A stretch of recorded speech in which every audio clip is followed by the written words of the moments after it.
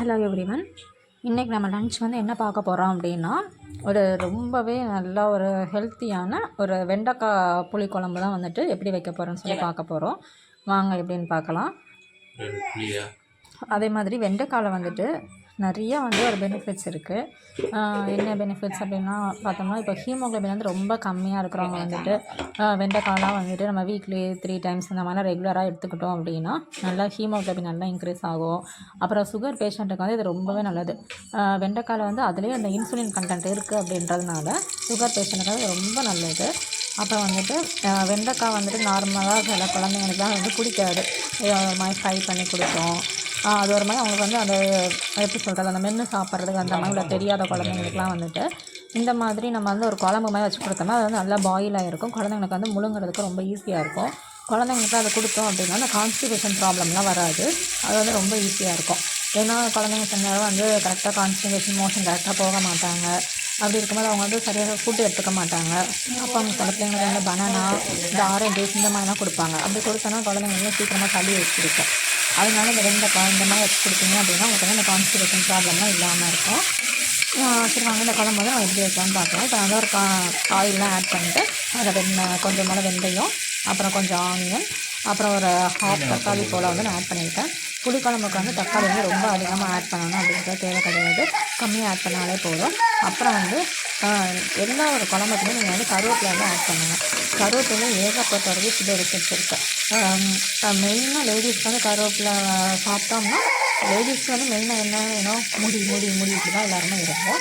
அப்போ முடி நல்லா க்ரோத் ஆகும். அப்போ நம்ம கருவேப்பிலைன்னு தனியாக நம்ம எதுவும் சாப்பிட மாட்டோம். நம்ம இந்த குழம்புல போட்டோம் அப்படின்னா அதை சோத்தக்காய் நாங்கள் சேர்த்து சாப்பிடுவோம். அதுக்கப்புறம் இப்போ வந்து நல்லா அதெல்லாம் நல்லா வதங்கினதுக்கப்புறம் இப்போ வெண்டைக்காய் நான் போட்டேன். உங்களுக்கு வந்து இப்போ எப்படினாலும் அதை சாப்பிடுவாங்க. பொரியல் பண்ணி சாப்பிட்டா பிடிக்கும் அப்படின்னா நீங்கள் அப்படியே வச்சுக்கோங்க. அதை கண்டிப்பாக நீங்கள் எடுத்துக்கோங்க. அப்போனா உங்களுக்கு இந்த மாதிரி உள்ள ப்ராப்ளம்ஸ் தான் வந்து கண்டிப்பாக க்யூர் ஆகும். ஹீமோகுளோபின் நல்லா இன்க்ரீஸ் ஆகும். அதனால் வெண்டைக்காய் வந்து ரெகுலராக எடுத்துக்கோங்க. அப்புறம் அந்த வெண்டைக்காயோட தண்ணியை வந்து நல்லா இப்போ சில பேர் வந்து இந்த கொலஸ்ட்ரால் இருக்கிறவங்க இப்படிலாம் என்ன பண்ணணும் அப்படின்னா அந்த வெண்டைக்காய் வந்து அந்த பிசுப்பு தன்மை இருக்குது அப்படிங்கிறதுனால அதை வந்து ஒரு நைட்டு நல்லா சோப் பண்ணி ஒரு டம்ளரில் வந்து ஒரு 2-3 வெண்டைக்காய் போல் நல்லா வந்து கட் பண்ணி போட்டு ஊற வச்சிட்டிங்க அப்படின்னா அந்த தண்ணி வந்து ரொம்ப பிசுன்னு இருக்கும். அந்த தண்ணியெல்லாம் நம்ம குடித்தோம் அப்படின்னா நம்ம உடம்போட அந்த கெட்ட கொழுப்பு, அப்புறம் அந்த ரத்தத்தில் இருக்க கெட்ட கொழுப்பு அதெல்லாம் வந்துட்டு ஈஸியாக வெளியேறதுக்கு சான்ஸும் அதிகமாக இருக்குது. அதனால் நீங்கள் வந்து கண்டிப்பாக வெண்டைக்காய் வந்து நல்ல ஒரு ஃபுட்டு வெஜிடபிள்ஸில். அது மாதிரி சொல்லுவாங்க வெண்டைக்காய் சாப்பிட்டா மேக்ஸ் நல்லா வரும் அப்படின்றது. இப்படி சொல்லி கூட நீங்கள் குழந்தைங்களும் சாப்பிட வைக்கணும். அதேமாதிரி ட்ரை பண்ணிக்கோங்க. இப்போ நான் வந்து அதுக்கப்புறம் புளி ஆட் பண்ணிக்கிட்டேன். இப்போ கொஞ்சமாக நான் வந்து தேங்காய் ஆட் பண்ணியிருக்கேன். புளிக்குழம்புக்கு வந்துட்டு நான் ஆல்ரெடி பழைய வீடியோவில் ஒரு வீடியோ சொல்லியிருக்கேன். தேங்காய் வந்து ரொம்ப அதிகமாக ஆட் பண்ணோம் அப்படின்னா ரொம்ப வந்து தான் இருக்கிற மாதிரி இருக்கும். அதனால கொஞ்சம் கம்மியாக ஆட் பண்ணிக்கோங்க. அதுக்கப்புறம் குழம்புக்கு ஏற்ற அளவுக்கு நீங்கள் எவ்வளோ தண்ணி ஆட் பண்ணணுமோ உங்கள் இதுக்கு ஏற்ற மாதிரி ஆட் பண்ணிக்கோங்க. அது மாதிரி புளிக்குழம்பு வந்து எப்படி தான் நீங்கள் தண்ணியாக வச்சாலுமே அது வந்து ஒரு ஆறுனதுக்கப்புறம் நல்லா திக்காக ஆகிடும். அதுமாதிரி புளிக்குழம்பு வந்து நல்லா ஆற வச்சு சாப்பிட்டா தான் சூப்பராக இருக்கும். அதனால் நீங்கள் கொஞ்சம் சீக்கிரமாக வச்சுருங்க. அப்போனா தான் மதியானம் நீங்கள் லன்ச் சாப்பிட்றதுக்கு வந்து ரொம்ப நல்லாயிருக்கும். நான் வந்து குழம்புக்கு ஏற்ற மாதிரி தண்ணி ஊற்றிக்கிட்டேன். காரம் வந்து உங்களுக்கு தேவையான அளவுக்கு உரப்பு போட்டுக்கோங்க. நான் வந்து குழம்பு மசாலா தான் போட்டாச்சு. இப்போ அதுக்கப்புறம் கொஞ்சம் போல் அடுத்து மஞ்சத்தூள் போடணும்.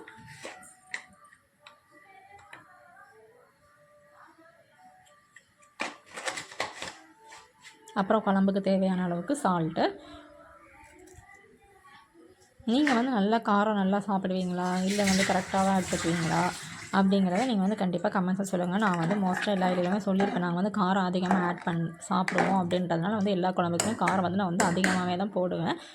நீங்கள் எப்படி யூஸ் பண்ணுவீங்க அப்படிங்கிறது உங்கள் காரத்துக்கு ஏற்ற மாதிரி நீங்கள் வந்து போட்டுக்கோங்க. இப்போ நல்லா தேவையான தண்ணி ஊற்றி இப்போ வந்து விசில் போட்டு நல்லா மூடி வச்சிட்டேன் குக்கரை. இப்போ வந்து ஒரு 3 to 4 விசில் வர்ற வரைக்கும் நான் வேக வச்சாச்சு.